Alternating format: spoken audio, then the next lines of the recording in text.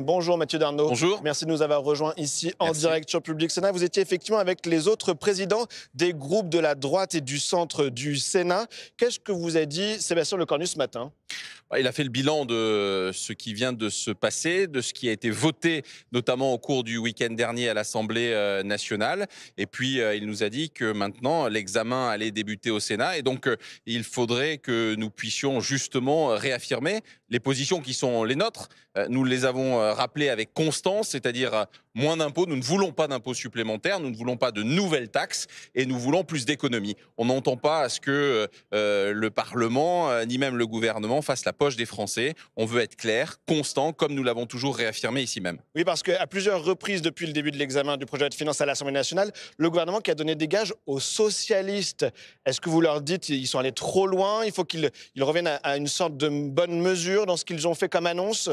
Il faut déjà voir celles des mesures qui ont été votées, des dispositions et des nouveaux impôts, ceux qui sont constitutionnels, de ceux qui ne le sont pas, ceux qui sont parfois contraires au droit européen. Bref, aujourd'hui, il faut que le gouvernement fixe un cap, qu'il nous dise celles des dispositions, ceux des impôts qui seront repris et présentés au Sénat, parce que, bien sûr, le compte n'y est pas, mais là où nous voulions des économies, nous avons des impôts nouveaux. Oui, on a entendu le président du groupe centriste au Sénat, Hervé Marseille, regretter ces dernières semaines l'absence de son et d'image de la part de l'exécutif envers la majorité de la droite et du centre au Sénat. C'était ça le but aussi ce matin, c'est de remettre du lien entre vous et l'exécutif. Oui, mais je dirais peut mieux faire, parce qu'on a besoin aussi de voir les députés et on a besoin, comme je l'ai dit, de connaître le cap du gouvernement. Est-ce que le gouvernement veut répondre favorablement à ces hausses d'impôts, ou est-ce qu'il veut, comme nous le souhaitons ici avec la majorité au Sénat, moins d'impôts, plus d'économies, parce qu'encore une fois, ce n'est pas aux Français de payer. Oui, alors parmi vos propositions qu'on a entendues ce matin, il y a la réduction du budget de France 2030,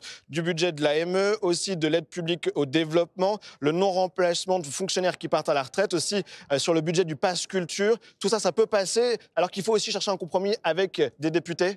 Et nous disons les choses avec clarté et nous le disons depuis très longtemps ici au Sénat. Je vous rappelle d'ailleurs que si on avait un peu plus écouté le Sénat par le passé, nous ne serions pas là à chercher 40 milliards d'économies, parce que depuis quasiment 10 ans, nous votons des budgets avec des économies. Donc écoutez plus le Sénat, et encore une fois, que le gouvernement a un cap, qui nous dise clairement ce qu'ils veulent. On ne peut pas satisfaire des avis qui sont contraires. Nous, on le redira et on votera des dispositions qui vont dans le sens d'économies supplémentaires, parce qu'encore une fois, le compte n'y est pas, et le refus d'impôts et de taxes supplémentaires. Est-ce que selon vous, et c'est ma dernière question, on va vers un budget qui passera par ordonnance, parce qu'à la fin, on n'arrivera pas à se mettre d'accord dans le délai imparti par la Constitution, prévu par la Constitution? On peut le redouter et ce sera un échec pour le Mais c'est gouvernement. ce sur quoi la droite planche au Sénat? Non, pas du tout. Nous, on a toujours dit qu'on essaierait de donner et de doter la France d'un budget, parce qu'encore une fois, ce qui nous intéresse, c'est le quotidien des Français, ce sont nos entreprises, ce sont le fait que les territoires et les collectivités puissent fonctionner. Et donc, il faut que la France ait un budget, mais pas à n'importe quel prix. Et encore une fois,